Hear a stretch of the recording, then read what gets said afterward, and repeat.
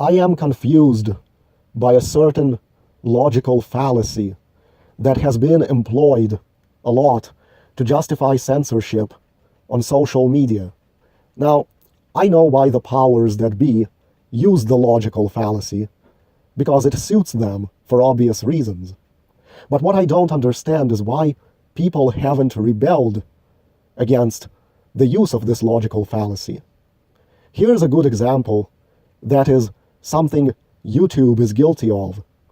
Let's say you film a video of a girl wearing really short shorts, and in the video the girl turns around just to look at something behind her, and you can see the shape of her ass in those tight little shorts from the rear, and then she turns around again. Now, a video like that is not considered pornography, and therefore is not against the terms of service, and everyone would agree with that. Now, you take exactly the same video clip, but you add a caption to it that might say something like, look at this chick's ass. She has a nice ass. Or, I like how she turned around to show me her ass. Very likely YouTube will take down that video as pornography. And here's where we run into the logical fallacy. In the former case and the latter case, the video clip is the same video clip. Keep that in mind. It's important. In the latter case, the only thing altered in the video clip is the added text. Now, the video clip itself is not considered pornographic. Text is not pornographic either because it's just typed letters. So why does it become pornography in the latter case? Because of the caption. That doesn't make sense.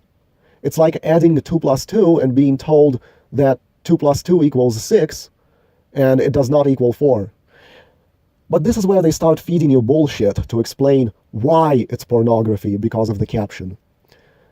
They will claim that your intent is to depict the girl in a sexual manner, and that you are purposely directing the viewer's attention to a specific sexual portion of her body.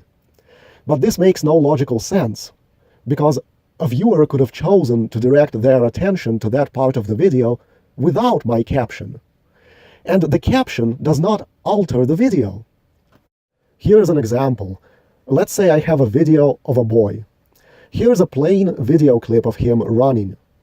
Here is the identical video clip, but with the caption, look at the sexy boy, masturbate to the sexy boy.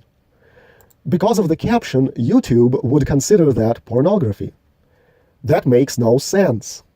It's the same clip in both cases, and text is not pornographic because it's just letters.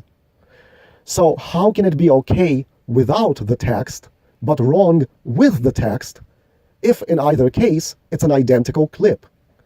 You see the kind of bullshit this world has been pawning off on us? Let me present another example of the same logical fallacy again. Let's say I write a novel about James Grider, who is 15 years old, and the plot of the novel is him defending the right of underage teenagers to have sex with adults. Let's say I go to sell this novel in a bookstore, and I say it's just a fictional story. James Grider is a mentally ill character, and he does weird, amusing things. The proprietor of the bookstore will simply shrug and say, okay, whatever, we'll sell your book. Now let's repeat this scenario. I bring in an exactly the same book, but now I tell the bookstore owner, I wrote this book because I think statutory rape laws are ridiculous, and I want to encourage both teenagers and adults to break those laws because they are tyrannical. I wrote this book in order to encourage teenagers to have sex with adults. Now what will happen in this case is the bookstore proprietor is going to become angry and will say, oh no, I don't agree with that idea. I don't want to encourage pedophilia. Get out of here and take your book with you. Your book will be banned everywhere. Do you see the logical fallacy? In the first scenario, where I said the book is simply a fictional story, And the guy knew the plot of the book, so, he was okay with selling it. But if I explained my real intent for writing it, all of a sudden the guy is not okay with selling it. Again, the logic of it makes no sense. In both examples, the book's content is exactly the same. So if a person is okay with it in the first example, how can they suddenly not be okay with it in the second example? Nothing has changed. The book is still the same book in both cases.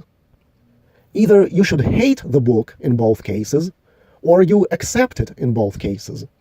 But how can you accept it in the first case and reject it in the second when it's the same thing in both cases? It doesn't make sense. And I can keep giving countless examples of this bullshit. For example, you get in your car and you drive from home to the store, and then you visit the store. When people ask you why you drove your car, you say, I had to go to the store. And they shrug and say, oh, okay, and make nothing of it. Now let's say, instead of saying, I drove to get to the store, you say, I drove to the store so I can add pollution to the air from the tailpipe of my car. In this case, people might frown and say, oh, you shouldn't pollute the air, you probably shouldn't drive the car. But will the people stop and think how that makes no sense? If driving for the purpose of going to the store has the same effect as driving for the purpose of polluting the air, and there is no difference, then how can they get mad at you for performing an activity for a nefarious reason, but not get mad at you for performing the same activity for an innocent reason, if, in either case, it's an identical activity with identical effects? Another example is if a burglar breaks into your house and you shoot the burglar dead. When the police ask you why you shot the burglar dead, you explain that it's your right to defend your home. The police should not have a problem with that, because that is indeed your right.